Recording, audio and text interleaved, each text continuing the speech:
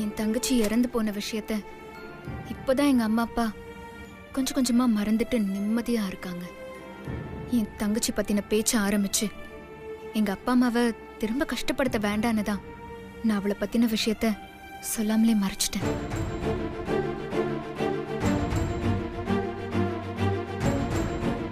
மன்னிச்சிருங்க சம்பந்தி. எங்க சொந்தக்காரர் சொன்னதை கேட்டு ஒரு குழப்பத்துல வந்து தேவையில்லாம உங்க மக இறந்து போன விஷயத்த மறுபடியும் நானே உங்களுக்கு ஞாபகப்படுத்திட்டேன்.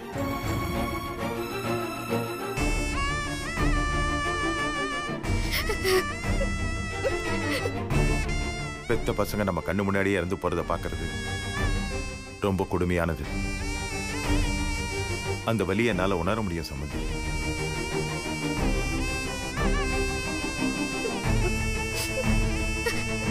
விடுங்க மாமா. நீங்க என்ன தெரிஞ்சா கேட்டீங்க?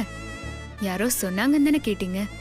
இல்ல மானு, நீ என்னதான் சொன்னாலும் நான் பண்ணது பெரிய தப்பு தான். நான் உங்களுக்கு ரெட்ட குழந்தைங்களான்னு கேட்டப்போ சம்மந்தி சொல்ல தயங்கினாரு. அப்பவே ஏதோ பிரச்சனை இருக்குன்னு புரிஞ்சுக்கிட்டு அந்த விஷயத்தை விட்டுருக்கணும். திரும்ப திரும்ப அதை பத்தி விசாரிச்சதுதான் தப்பு. தேவையில்லாம இங்க வந்து சந்தோஷமா இருந்தவங்க எல்லாரையும் சங்கடப்படுத்திட்டேன்.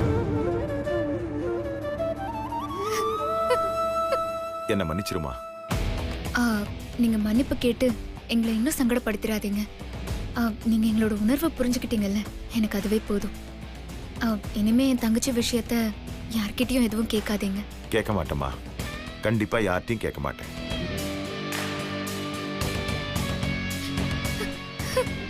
வர வாரம் வெள்ளிக்கிழமை ஸ்ரீஜாக்கு நலுங்கு ஃபங்க்ஷன் வச்சிருக்கோம். அன்னைக்குதான் நாங்களும் நலுங்கு வச்சிருக்கோம். ஓ அப்படியா?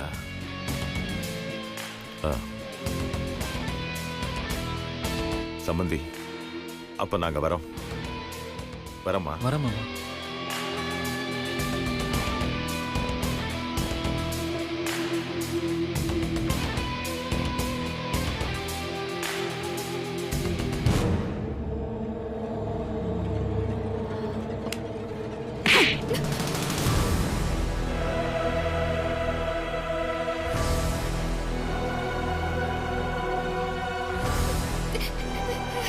நீ எல்லாம் ஒரு மனுஷியாடி? உனக்கு கல்யாணம் ஆகணுங்கிற ஒரே காரணத்துக்காக கூட பிறந்தவளையே செத்து போயிட்டான்னு வாய் கூசாம சொல்ற?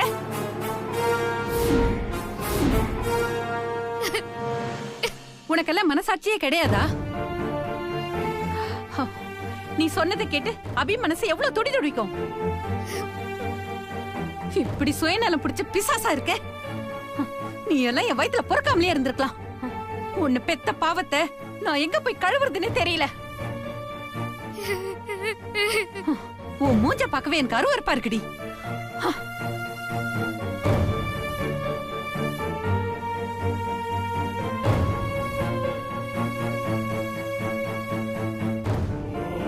அனோ, எனக்கு பிடிச்சதோ பிடிக்கலையோ இது வரைக்கும் நீ பண்ண எல்லா விஷயத்துக்கும் நான் சப்போர்ட் பண்ணேன். ஆனா இந்த விஷயத்துல அப்பா அது பரமா, நீ அது எதுன்னு 1000 காரணங்கள் சொன்னாலும் நீ பண்ணது பெரிய தப்பு. இந்த மாதிரி சொல்லிருக்க கூடாதுமா.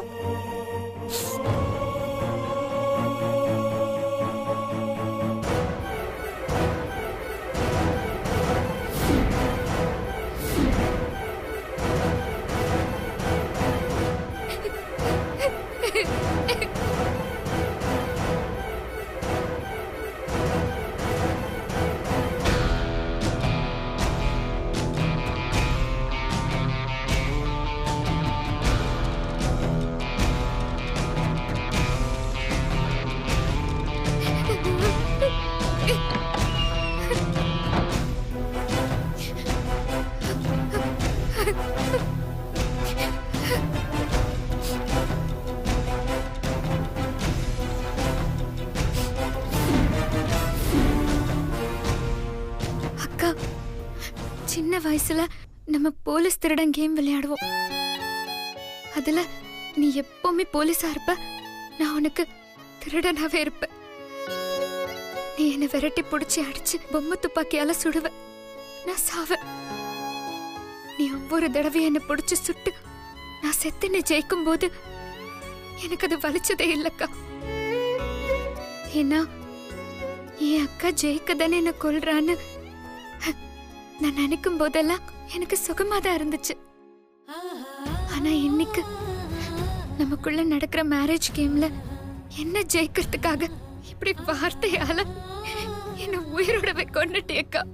இதுதான் எனக்கு ரொம்ப வலிக்குதுக்கா.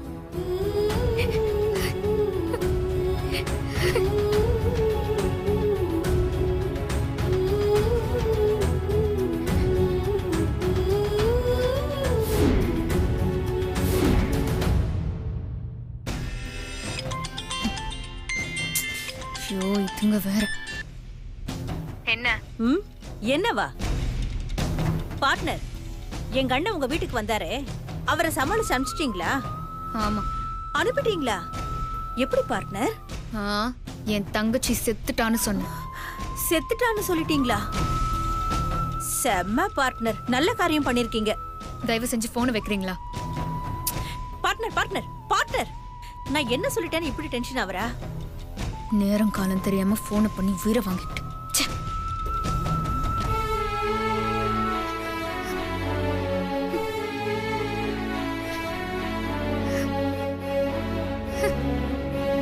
ஏ சாந்தி, ஸ்கேல் எடு. இந்தாங்க டீச்சர். ஏ அனு, எதுக்குடி போய் சொன்ன? கை நீட்டு. என்ன திமிரு உனக்கு? கையை நீட்டு.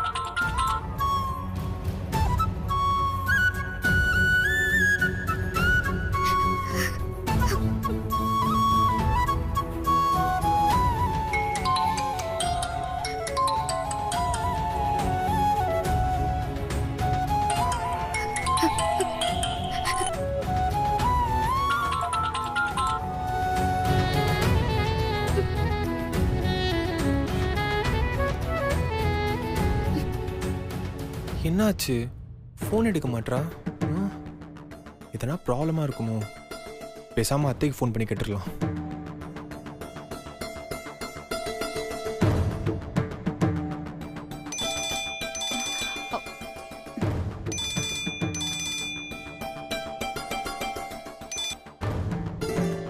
சொல்லுங்க தம்பி. அத்தை, அபிக்கு கால் பண்ண எடுக்கவே இல்லை. அதான் உங்களுக்கு கால் பண்ணேன். நீங்க எத்தனை தடவை கால் பண்ணாலும் அவ எடுக்க மாட்டா தம்பி. என்னாச்சு அத்தை? உங்க அப்பா எங்க வீட்டுக்கு வந்திருந்தாரு.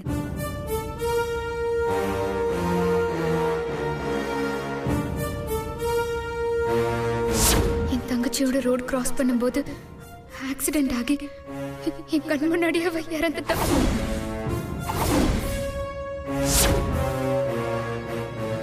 அபி இறந்துட்டான்னு அனு சொன்னத என்னாலேயே தாங்க முடியல. அபி எப்படி தாங்குவா தம்பி? அத்தை, இப்போ அபி எங்க? அனு சொன்னதை நினைச்சு அவ ரூம்ல உட்காந்து அழுதுட்டு இருக்கா. நீங்க அவகிட்ட போனை கொடுங்க. சரிங்க தம்பி.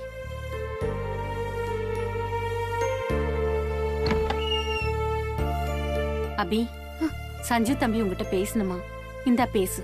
இல்லம்மா, நான் அப்புறம் பேசிக்கிறேன். சொல்றத கேளுடி. இந்தா பேசு.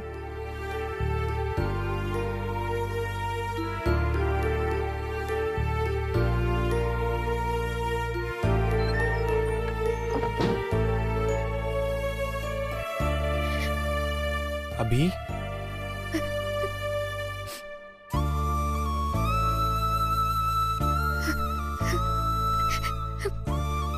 அபி,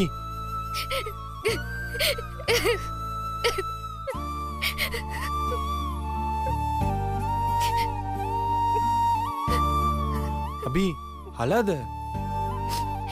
இல்ல சஞ்சீவ், அக்கா இதுக்கு முன்னாடி என்னென்னலாமோ சொல்லிருக்கா. என்ன திட்டிருக்கா, அடிச்சிருக்கா. அப்பெல்லாம் எனக்கு வலிச்சதே இல்ல தெரியுமா? ஆனா இன்னைக்கு நான் செத்துட்டேன்னு மாமா கிட்ட சொல்லிட்டா சஞ்சீவ். அதுதான் என்னால தாங்கிக்கவே முடியல. அபி, உங்க அக்கா பத்தி தான் உனக்கு தெரியும்ல. அவ சொல்றதெல்லாம் நீ பெருசா எடுத்துக்கிட்டு அவ இல்லைன்னு சொன்னா நீ இல்லைன்னு ஆயிடுவியா? அவெல்லாம் ஒரு ஜென்மம். அவ சொல்றத நினைச்சு இவ்வளவு சீரியஸா அழுதுட்டு இருக்க? உனக்கு நான் இருக்கேன், முக்கியமா உங்க அப்பா அம்மா இருக்காங்க. அப்புறம் என்ன அபி? இங்க பாரு, நீ அழாத. ஃபர்ஸ்ட் சொன்னா கேளு. நீ இப்படியே அழுதுட்டு இருந்தேன்னு வச்சுக்கோ, என்னால இங்க இருக்க முடியாது. நான் அப்புறம் உடனே கிளம்பி வந்துருவேன். ஐயோ சஞ்சீவ் வேண்டாம், உனக்கு எதுக்கு சிரமம்? அப்படியா? நீ அழுதனா நான் உடனே கிளம்பி வந்துருவேன். சரி, நான் அழல. என்ன அழல? முகத்தை பாரு, உம்முன்னு. முதல்ல நீ சிரி. இப்ப எப்படி இருக்கு? எவ்வளவு அழகா இருக்கு. என்னைக்குமே நீ சிரிச்சுக்கிட்டே தான் இருக்கணும். அதை நான் பார்த்துக்கிட்டே இருக்கணும். சஞ்சீவ், நான் ஒன்னு சொல்லட்டுமா? சொல்லு. சஞ்சீவ், இந்த ஜென்மம் இல்ல, இன்னும் எத்தனை ஜென்மம் எடுத்தாலும் உன்னை லவ் பண்ணி கல்யாணம் பண்ணி 100 வருஷம் நான் உன் கூட சந்தோஷமா வாழணும். நீ சொன்ன எல்லா ஜென்மத்திலயும் இப்படிதான் நடக்கும். அந்த சாமி துணையா இருக்கும். இங்க பாரு, இனிமேல் உங்க அக்கா சொல்றான்னு சொல்லிட்டு ஃபீல் பண்ணிட்டு இருக்க கூடாது, சரியா? சரி, நான் உங்ககிட்ட அப்புறமா பேசுறேன், சரியா?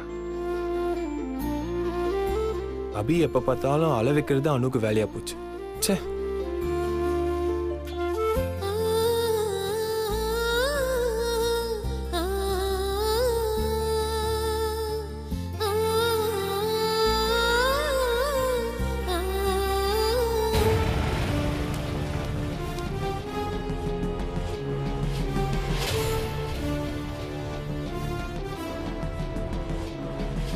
என்ன மாப்ள, சதீஷ் அந்த சங்கர் அட்ரஸ் வாங்குறதுக்கு காலேஜுக்குள்ள போனாரு, இன்னும் ஆளை காணோம்.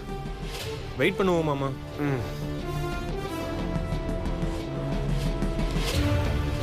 மாப்ள, மாமா சதீஷ் வராரு மாப்ள.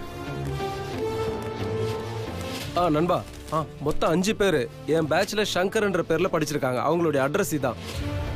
நீங்க தேடுற ஆளு கண்டிப்பா அதுல யாரோ ஒருத்தரா தான் இருக்கணும். வாங்க, ஒரு அட்ரஸா தேடி விசாரிக்கலாம். சரி.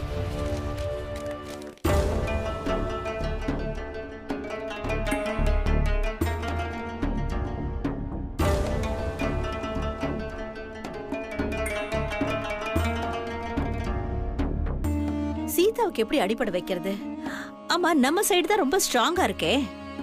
சஞ்சீவ் எப்படியும் உன் கழுத்துல தான் தாலி கட்ட போறான். அப்புறம் எதுக்கு சீதாவுக்கு அடிப்படை வைக்கணும்? மா, அதான் சொன்னனே, சஞ்சீவ் ஏதோ ஒரு பிளானோட தான் வெளியூர் போயிருக்கான். மேரேஜ் வரைக்கும் சஞ்சீவ ஃப்ரீயா விட்டா அவன் அபி கழுத்துல தாலி கட்ட ஏதாவது ஒரு பிளான் பண்ணுவான். அவனை ஃப்ரீயாவே இருக்க விடக்கூடாதுமா. சஞ்சீவ வெளியூர்ல இருந்து உடனே சென்னைக்கு வர வைக்கணும். அதுக்கு அத்தைக்கு நாம அடிப்படை வைக்கணும்னு அனு சொன்னதா சொன்னல. அப்படியா? அப்ப சரி, சீதாவுக்கு எப்படி அடிப்படை வைக்கிறது? ஸ்ரீஜா, இப்படி பண்ணா எப்படி? எப்படி? சீதா வழிக்கு விழுந்து அடிபடுற மாதிரி அவன் நடந்து வர பாதையில எண்ணெயை ஊத்தி விட்டுட்டா? அம்மா, அத்தைக்கு விழற அடி நல்லா ஹெவியா இருக்கணும். அப்படி ஹெவியா இருந்தாதான் அத்தைக்கு அடிப்பட்ட நியூஸ் தெரிஞ்ச உடனே சஞ்சீவ் உடனே சென்னைக்கு வருவான். அத்தைக்கு குணமாகற வரைக்கும் கூடவே இருந்து பாத்துப்பான். அத்தை குணமாறதுக்குள்ள மேரேஜ் டேட் வந்துடும். அதுக்கப்புறம் சஞ்சீவ் என்ன நினைச்சாலும் மேரேஜ தடுக்கவே முடியாது. சஞ்சீவ் அத்தைக்காகவாவது என் கழுத்துல தாலியை கட்டி ஆகணும். அதனால இந்த என்ன மேட்டர்லாம் விட்டுட்டு நல்லா ஹெவியா அடிபடுற மாதிரி ஏதாவது ஒரு ஐடியா சொல்லு. சீதாக்கு ஹெவியா அடிபடுற மாதிரி என்னடி பண்றது? நேரம் கெட்ட நேரத்துல இந்த குக்கர் வேற.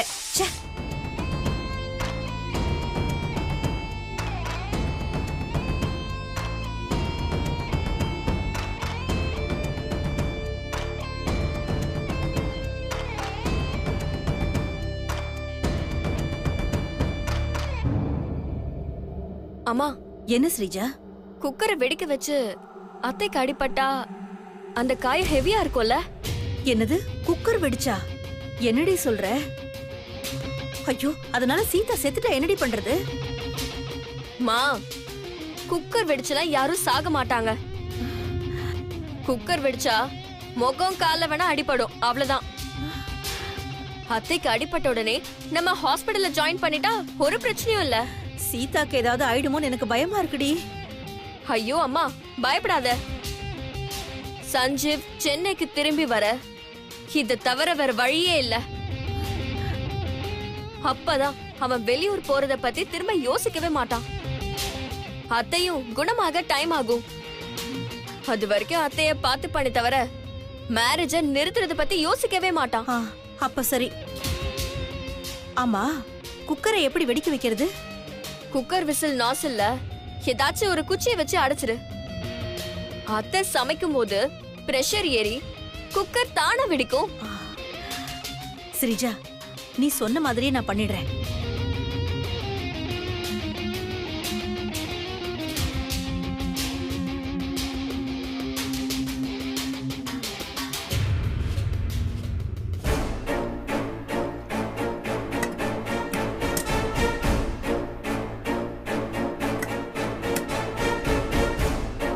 ஸ்ரீஜா, நீ சொன்ன மாதிரியே குக்கர் நாசில குச்சி வச்சு அடைச்சிட்டேன்.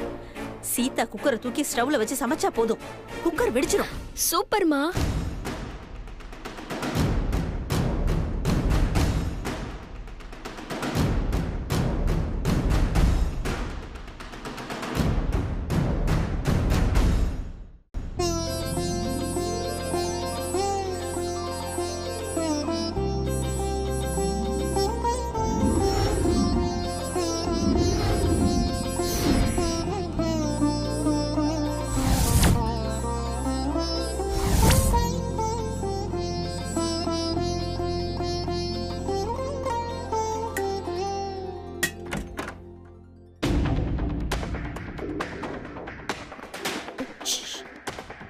நீ இங்கே இருமா, நான் பாத்துக்கிறேன்.